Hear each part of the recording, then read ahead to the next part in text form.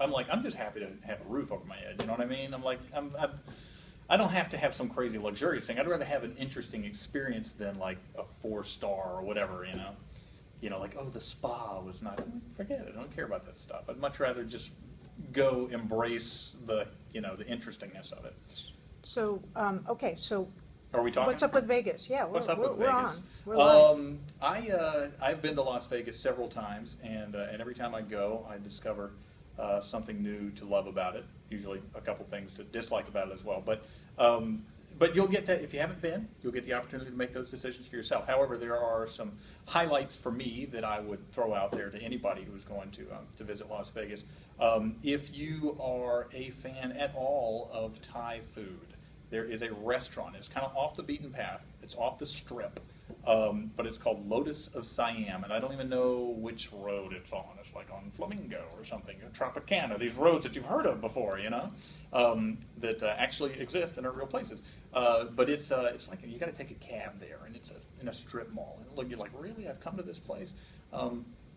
But it was fantastic. If you go with a big group of people, good friends and stuff, it's a lovely evening or lunch just to go and just blow your mind that exists. And it takes a place like Las Vegas in the middle of the desert to draw this sort of quiet talent to it, which is an interesting contrast to, say, the Strip or the big Cowboy or whatever, which is a different part of Las Vegas. If you haven't been there, there's like the Strip, and then there's old North Las Vegas, which has the little watered down beer and strip clubs and things like that. So if you're into that, that's where you go, North Las Vegas. What else? What else? There is a place that it's like almost a dream state to go to this place. It's the Pinball Hall of Fame. And it used to be, it had to have been like an old 7-Eleven or something like that. It had to be an old convenience store. And this is another place that's off the beaten path, and it's a couple miles off the strip.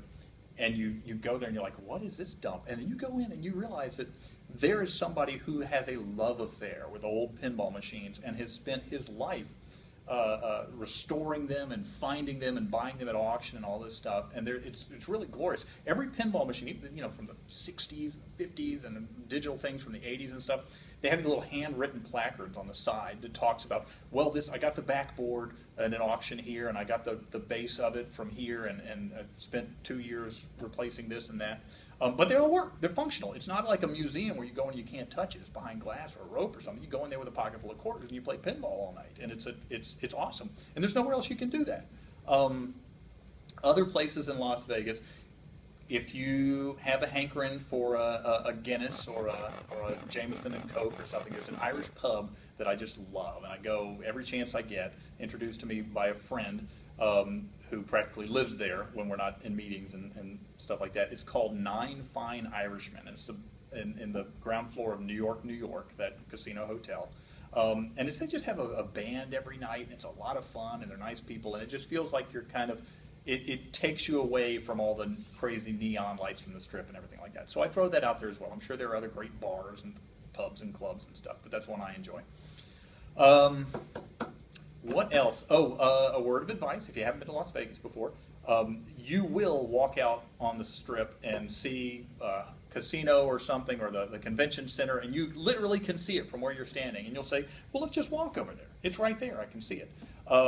And it will be so much further away than you assume that it is. Just because you can see it, remember that the scale of these buildings is they're ridiculously huge. So the fact that you can see it takes on a completely different meaning and perspective than it does in like your hometown.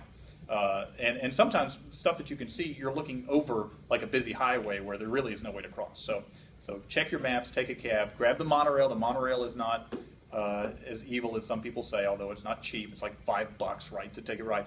But if you have to get from like the Monte Carlo or something like that to the convention center, that's really the best way to go. Otherwise, you'll be paying 3 times that for a cab. What else? What else can I tell you about?